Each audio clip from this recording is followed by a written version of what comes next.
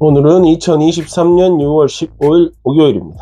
최근 여론조사에서 다니엘의 노동당은 여전히 강세를 유지하였고, 존 페슈토가 이끄는 보수연합은 지지도가 역대 최저로 떨어진 것으로 조사되었습니다.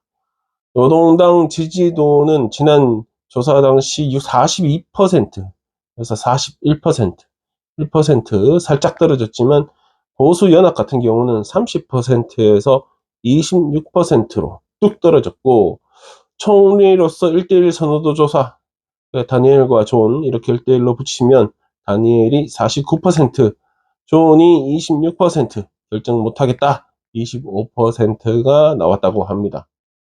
다니엘 지지 이유로는 팬데믹 기간 동안에 다니엘이 보여준 리더십과 또 상당 기간 총리로서 재임하고 있다, 이런 것이 꼽혔습니다. 참고로 리더십은 지금 제3기 정부를 이끌고 있습니다.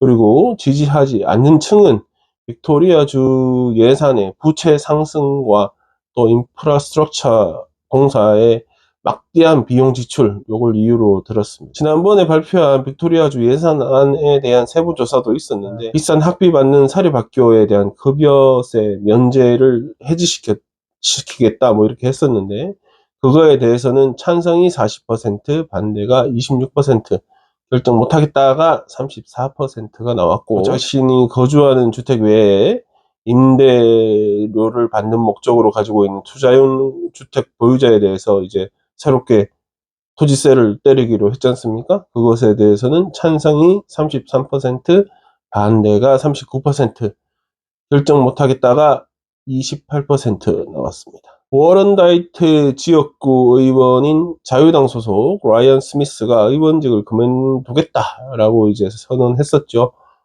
다음 달 초에 그만두게 되는데, 이후에 보궐선거가 있을 것입니다. 이 보궐선거를 앞두고 있는 상황에서 보수연합에 대한 지지도가 역대 최저로 나오면서 지금 걱정이 클 텐데, 어제 안 그래도 존 페슈토는 인터뷰에서 어려운 싸움이 될 것 같다, 이렇게 판세를 분석했습니다. 이 지역이 자유당 선호 지역이기도 한데, 마지막 총선 결과로 봐서 1대1 대결로는 그닥 차이가 없었던 지역이라서 지금 심리적으로 자유당 수세, 노동당이 굉장히 선전할 것으로 기대된다, 이런 분석이 나옵니다.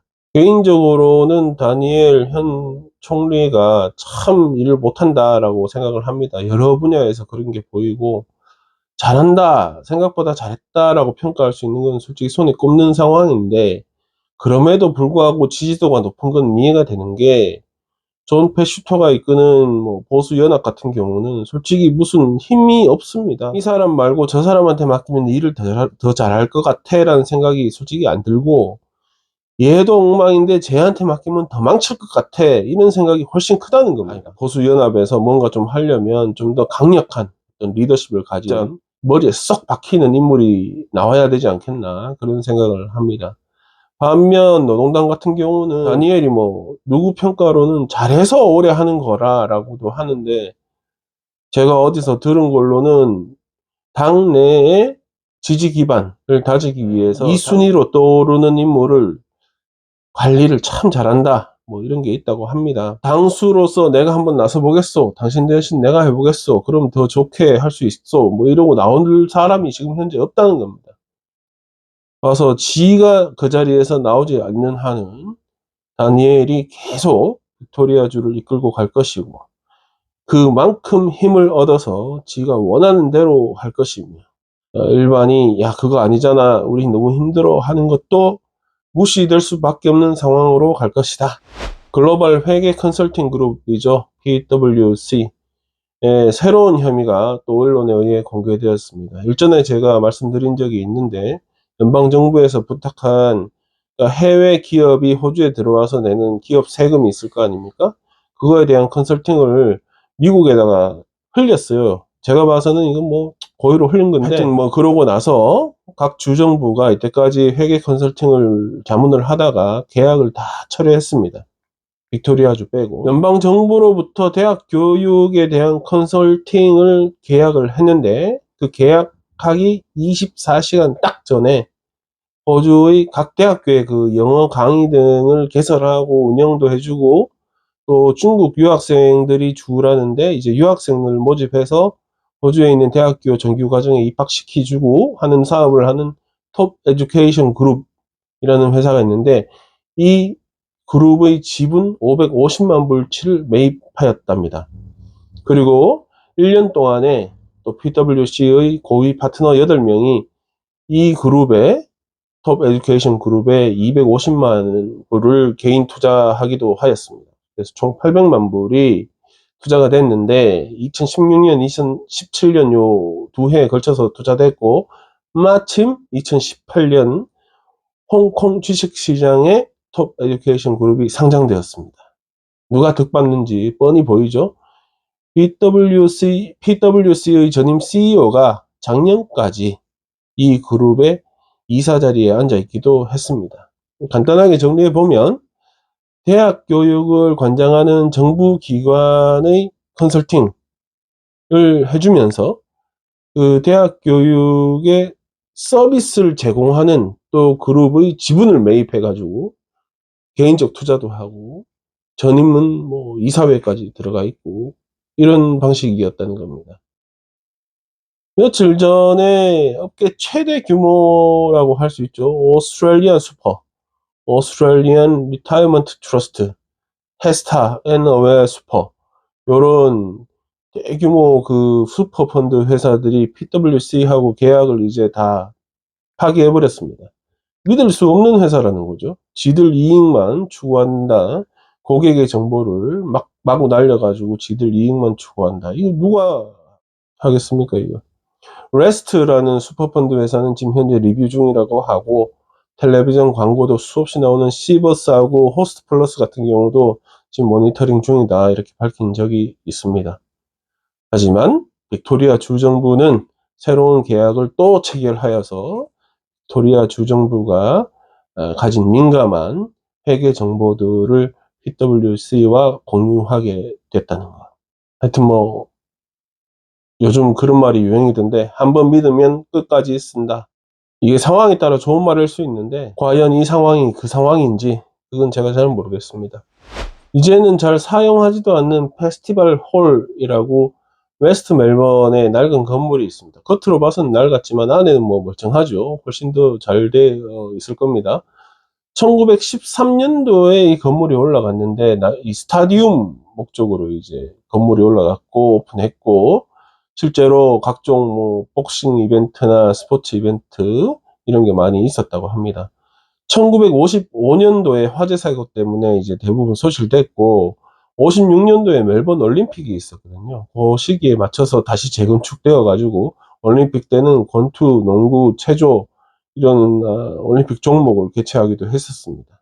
이후에는 대형 공연을 주로 유치해 가지고 1964년도에는 비틀즈도 와서 공연을 했었고, 이후에 프랭크 시나트라나 조니 캐시, 푸 파이터, 릴리 알렌, 레드 칠리 페퍼, 뭐 요즘 음악하는 애들까지, 여튼 음악 좀 한다고 하면 뭐 호주 왔다 이러면, 멜번 왔다 이러면 다 여기서 공연을 했다고 보면 됩니다.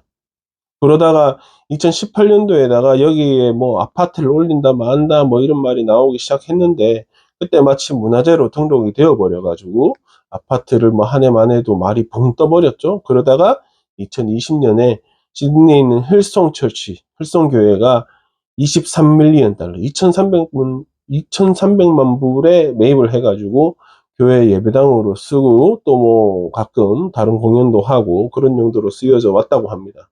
라이브 네이션이라는 미국 회사가 힐송하고 단연 임대 계약을 체결을 했다고 합니다. 그래서 오늘 런칭 행사를 하는데, 런칭 행사는 호주의 유명한 권투 영웅 라이오넬 로즈를 기리는 행사를 한다고 합니다. 이분이 그 여기 호주 원주민 출신인데, 하여튼 뭐 권투를 엄청나게 잘했다고 합니다. 정확하게는 제가 모르겠지만 이미 돌아가셨고, 이분 장례식도 2011년도에 이 페스티벌 홀에서 했었다고 합니다. 그러니까 아주 스포츠 팬 입장에서는 의미가 있는 그런 장소다. 그러니까 이제 다시 예전처럼 대형 음악 공연도 열리게 되고 권투 시합도 열리게 되고 이제 그런 식으로 활용이 된다는 거죠. 그러니까 주일에는 힐송에서 예배당, 교회 목적으로 쓰고 평일에는 각종 문화 스포츠 공간 뭐 이렇게 쓰는 거 아닌가 이렇게 생각이 됩니다. 아침에 제가 라디오를 듣는데 나 예전에 거기에서 누구 공연을 봤다, 누구를 만났다, 무슨 행사에 갔었다, 뭐 난리입니다. 근데 제가 딱 들은 페스티벌 홀 이러니까 안 그래도 요즘 막 뜨는 한국에서 엄정화가 엄청 뜨잖아요. 근데 이 양반 그 노래 중에 페스티벌이라고 있죠. 그게 딱 연상이 돼서 엄정화가 혹시 오면 여기서 공연하면 참 재밌겠다. 자리를 다 채울 수 있을까? 그건 또 미지수지만 저는 간다. 666번 버스를 타고 지옥으로 갈 일이 더 이상 없어질 것이다 라는 소식이 있습니다. 이게 무슨 말이냐? 호주 얘기가 아니고 폴란드의 발트해 근처에 있는 동네 이름이 헬이랍니다. 영어로 HEL, L 하나가 없는 HEL인데 이 마을이 이제 관광객들한테 꽤 인기가 있는 마을인데 이 마을에서 운행되는 버스가 666번이라고 합니다.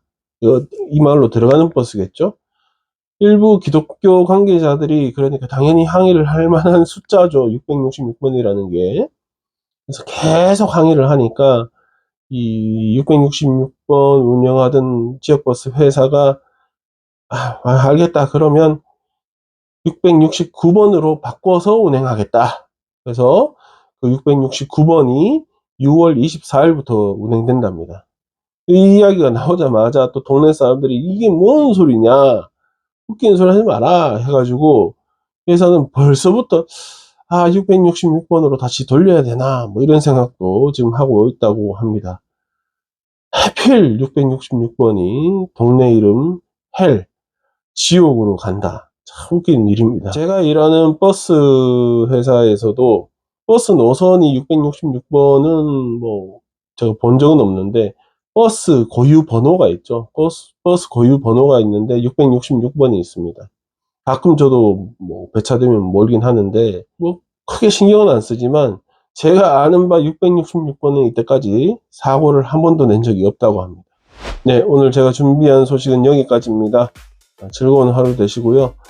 좋아요 한번 눌러 주십시오. 왜 그런지 모르겠는데 누가 주변에서 얘기해 주던데 좋아요 누르면 좋은 거랍니다. 그러니까 한번 눌러봐 주시기 바랍니다. 뭐가 좋은지 제가 다음에 알게 되면 바로 알려드리겠습니다. 즐거운 하루 되십시오.